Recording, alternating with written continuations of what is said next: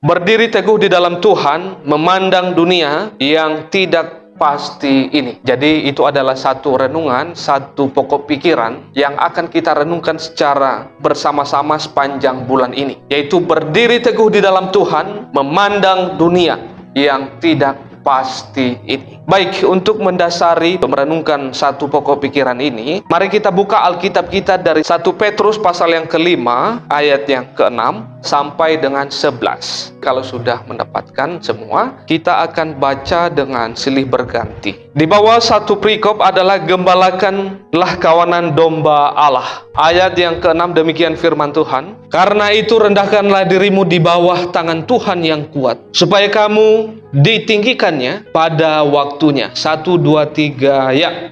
Serahkanlah segala kewajibanmu kepadanya, sebab Ia yang memerdekakan. Sadarlah dan berjaga-jagalah lawanmu si iblis. Berjalan keliling sama seperti singa yang mengaum dan mencari orang yang dapat ditelannya. Ialah yang empunya kuasa sampai selama-lamanya. Amin. Kita yang berbahagia yang telah membaca, merenungkan, memelihara firman yang telah kita baca pada pagi hari ini. Baik Bapak Ibu, sesuai dengan tema atau pokok pikiran kita sepanjang bulan ini adalah berdiri teguh di dalam Tuhan, memandang dunia yang tidak pasti ini. Nah, yang menjadi pertanyaannya adalah, ada apa dengan dunia saat ini? Ada apa dengan dunia? Nah, Bapak Ibu yang dikasihi oleh Tuhan, saya memberikan atau membahas dua kejadian yang masih terus terjadi dan kita tidak tahu kapan usainya. Kejadian yang dialami oleh dunia pada saat ini. Yang pertama adalah kita tahu bagaimana COVID-19. Walaupun sekarang COVID-19 sudah, puji Tuhan, sudah menjadi penyakit biasa.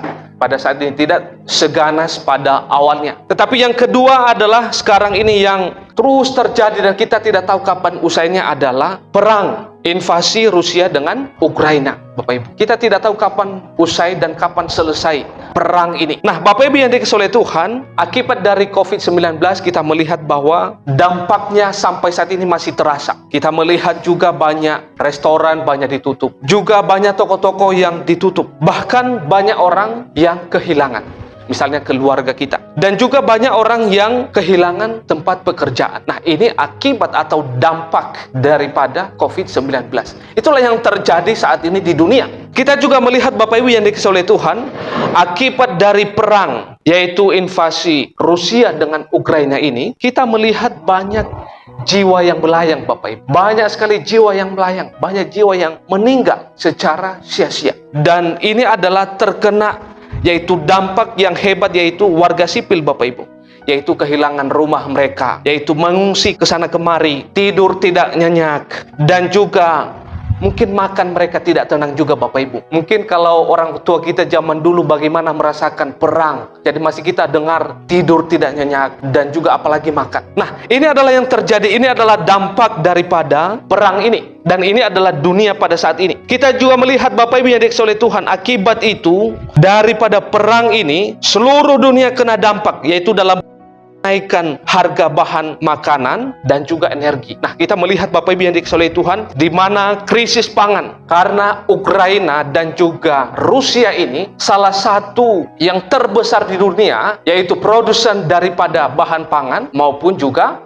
energi. Begitu juga dengan Ukraina ini adalah salah satu yang terbesar di dunia, adalah produsen daripada makanan, yaitu bahan pangan. Maka ini adalah yang terjadi pada saat di dunia. Nah, yang berikutnya adalah dampak daripada perang ini. Ada kemungkinan Bapak Ibu bisa terjadi perang dunia ketiga. Tapi kita tidak menginginkan hal yang demikian. Karena di belakang dua negara ini yang sedang berperang, negara-negara raksasa semua. Kita lihat di belakang ada NATO, dan di belakang juga negara Rusia, itu juga negara yang hebat. Nah, ini adalah dampak daripada perang ini. Kita melihat beberapa hari ini juga ada berita yang menghebohkan, di mana Korea Utara dengan Korea Selatan meluncurkan nuklir di dekat perairan, yaitu Korea Selatan. Nah, Bapak Ibu yang dikasihi oleh Tuhan, Pak Jokowi pernah mengatakan bahwa di tahun yang akan datang ekonomi akan semakin sulit akibat daripada yang terjadi di dunia pada saat ini. Nah, Bapak Ibu yang dikasihi oleh Tuhan,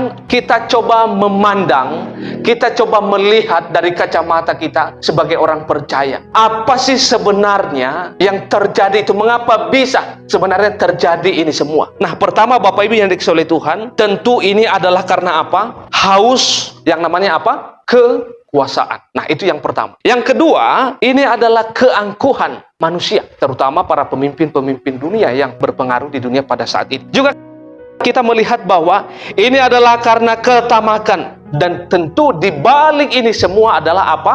Ada tangan si jahat yang bercampur tangan. Ada kuasa iblis, ada kuasa si jahat yang bercampur tangan di balik ini semua. Nah, Bapak Ibu yang dikasihi oleh Tuhan, ini adalah keadaan dunia saat ini yang semakin sulit, yang semakin kacau. Nah, bagaimana kita melihat atau memandang ini sebagai orang percaya? Maka dengan demikian Bapak Ibu yang dikasihi oleh Tuhan, paling tidak dari teks yang telah kita baca ini ada 5 hal yang perlu kita perhatikan dan kita lakukan ketika kita memandang dunia pada saat ini yang semakin sulit dan juga semakin kacau adanya. Karena apa? Di balik itu ada kuasa jahat, ada keangkuhan di sana, ada ketamakan di sana, ada kehausan, yaitu kekuasaan di sana. Maka Bapak Ibu yang dikasihi oleh Tuhan, melalui teks ini yang telah kita baca, paling tidak ada 5 hal yang perlu kita perhatikan sebagai orang percaya.